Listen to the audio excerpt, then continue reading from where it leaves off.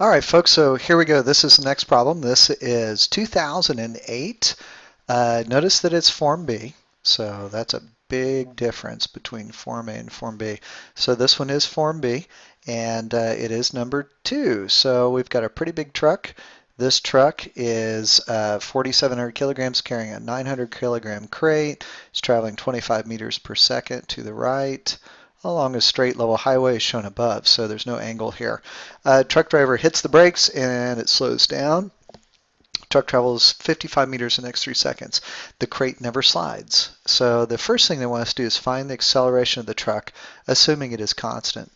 Let's go ahead and use our equation that we're used to. X final is equal to the original x, so that's our position, plus the original speed times time. And then here we're going to have plus 1/2 at squared. Now we want to solve for our acceleration. So let's go ahead and plug everything in. The first thing we have here is 55 meters, and that's equal to, it says that that's really our position change, so that's x minus xo. So you could redo this and just say x minus xo is equal to, and then this would be VOT plus 1/2 at squared. So now we have 55 for our position change because that's what they told us here. Our original velocity was 25 meters per second, so there's our 25 meters per second. And the time that it traveled was 3 seconds, so we're going to go ahead and put in that 3 seconds here, maybe. I'll tell you this pen. Plus 1/2 of the acceleration times the time squared, so there's 3 squared over here. Let's go ahead and put all our numbers in. So we've got 55 is equal to 25 times 3 would be 75, and then we have 1/2 of 9, so that's plus 1/2 of 9 would be 4.5 times your acceleration. 55, we now subtract 75, so let's get a negative number. Divide that number by 4.5, and we find out that our acceleration is negative 4.4 meters per second squared. So that's really important that it's negative. You do not want to forget the negative just because it is slowing down. Now on this test, for some reason, they didn't care about the negative. I think they just didn't have enough. They had too many points, and so they didn't want to give a point for that. So you get 1 point for doing all of this work, and then plugging in and getting the right answer, you got an additional point. So there's 2 points on part A. Let's go ahead and go to part B. Part B is one of those that you really want to make sure you do because it says on the diagram below, label all of the forces acting on the crate during the braking. So we know the first force that we have here is just really simple. It's just our normal force, so we can label it F sub n. We have a force going straight down, that is the force of gravity, so we're going to put mg, because remember on these we really want to use the mg. And then we will also have, coming from the box, a force of, boy this is just too touchy, a force of friction. And that's really all you need. How much is that worth? That is worth 3 really easy, simple points. So you definitely want to do that. On the next part, part C, we do know that there has got to be some friction there. So because there's some friction, we need to go ahead and find that friction. And really all they want here is just the minimum coefficient of friction that keeps that crate from sliding. So at this point, we know, back to our diagram again, that we have a force up, which is the normal force. We know that we have a force down, which is mg. But most importantly, we do have a force of friction. So that's F, boy, I tell you, FF. And with that force of friction, we know that there is a acceleration. So let's do all the sum of the forces in the x direction. And we know that that's got to be equal to the mass of this thing times acceleration. So now we know that the force in the x direction is going to be the force of friction, and that's equal to m times a.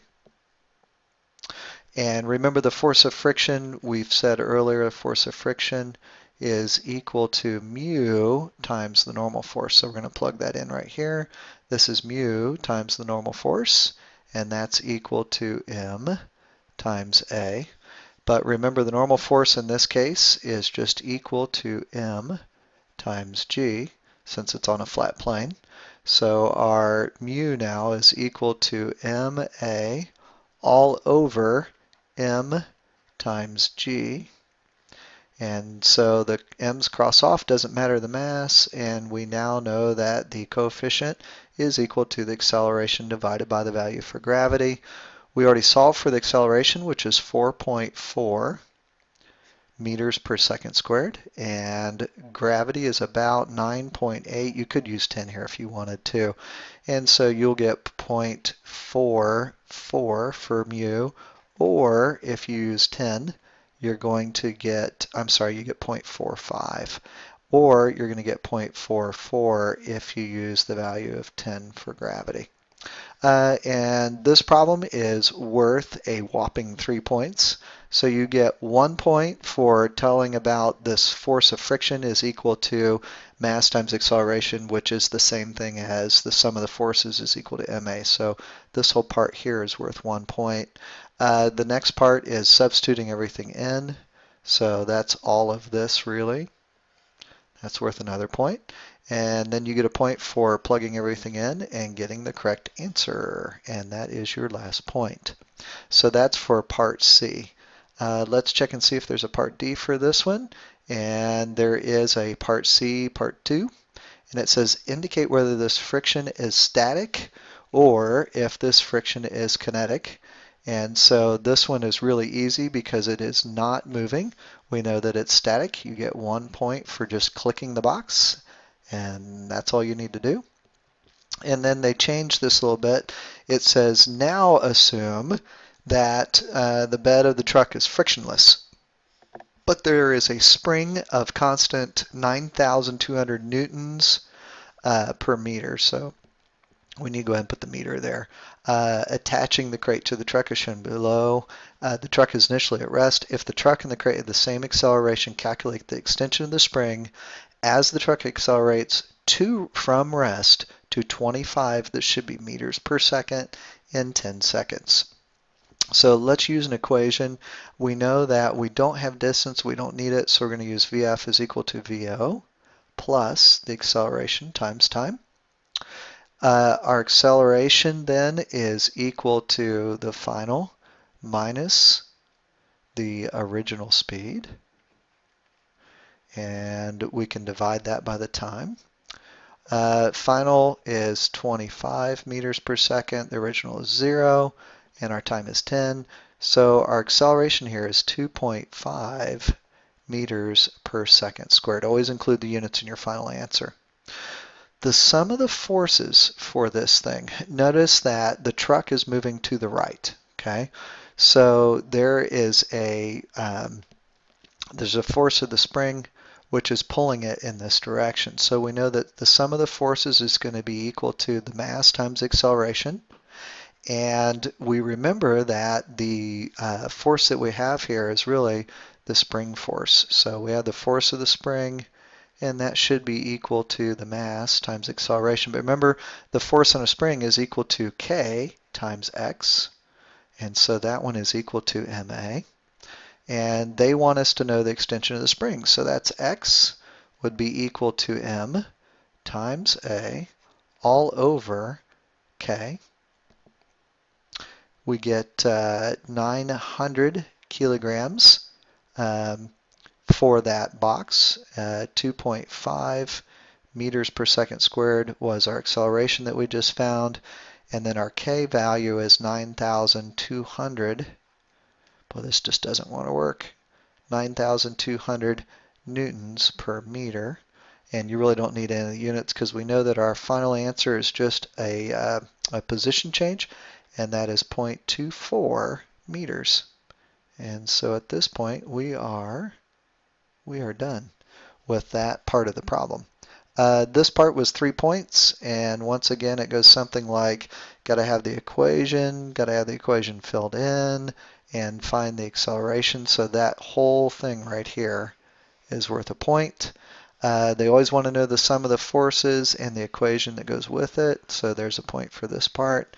And then finally, they want you to fill everything in and solve for the right answer. And so there is your last point.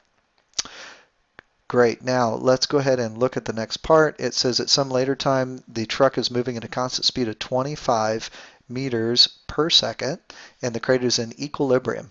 Indicate whether the extension of the spring is greater than, less than, or the same as in part D when the truck was accelerating. And here we're going to say it's less because there is no acceleration. Therefore, there should be no net force. So we can say no F net, or you could say the sum of the forces is equal to 0. And therefore, there is no acceleration is equal to 0. And because we know that the force on a spring is equal to kx, if there's 0 force, then there is 0 stretch. And we know that this number is a constant, so it doesn't change. So you actually get 2 points for that very long explanation, and you get 1 point for at least checking the less. And that is the problem with both the spring and all the other fun stuff in it.